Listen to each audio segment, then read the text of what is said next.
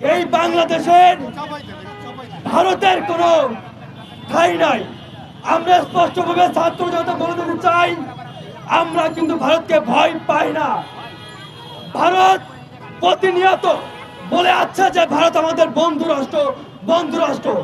আমরা দেখেছি, আমরা কিছুক্ষণ আগে এখন টেলিভিশনে আমরা নিউজ দেখেছি, আমাদের একটা কৃষককে ভারতের বিএসএফ তুলে নিয়ে গিয়েছে। তাহলে ভারত কিভাবে আমাদের বন্ধু রাষ্ট্র হয়?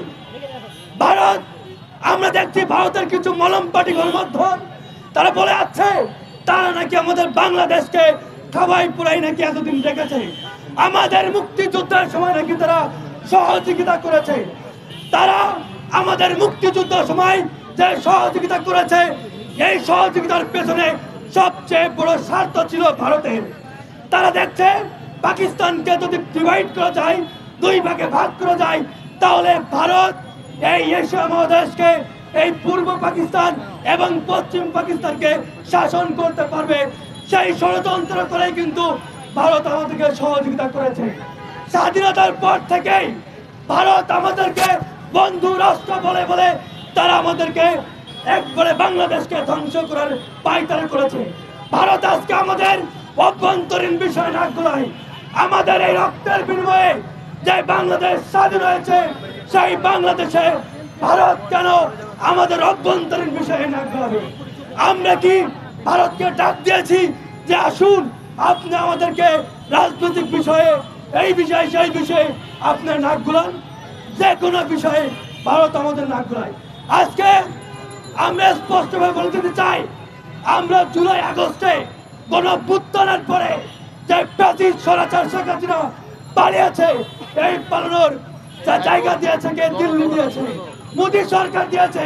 তাহলে সেই মোদী সরকার আমাদের কখনো বন্ধু হতে পারে না।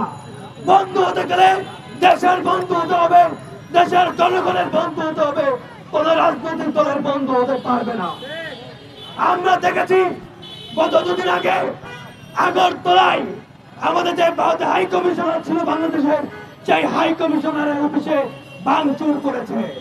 আমরা আজকে রাজু ভাস্কর্য থেকে হুঁশিয়ারি করে বলে দিতে চাই ভারতকে, আপনারা অতি দ্রুত যারা যে সকল উগ্রপন্থী হিন্দুবাদীরা আমাদের হাই কমিশনারে ভাঙচুর করেছেন, হামলা করেছেন, আমাদের বাংলাদেশিদেরকে যারা পাসপোর্ট এবং ভিসা নিয়ে ভারতে গিয়েছে তাদেরকে বের করে দিচ্ছেন, এবং এই সকল হামলায় এবং ভাঙচুরের জড়িত কারণে যারা জড়িত তাদেরকে অতি দ্রুত আইনের আওতায় নিয়ে আসতে হবে।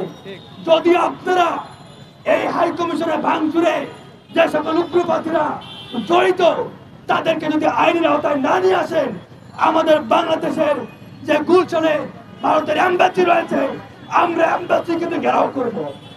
এবং ভারতে বাংলাদেশের কোন জনগণের, বাংলাদেশের কোন এম্বাসিতে যদি ভারতের উগ্রপন্থীরা হামলা করে, তাহলে এই ছাত্র জনতা ভারতের অস্তিত্ব এই বাংলার মাঠে রাখবে না ইনশাআল্লাহ।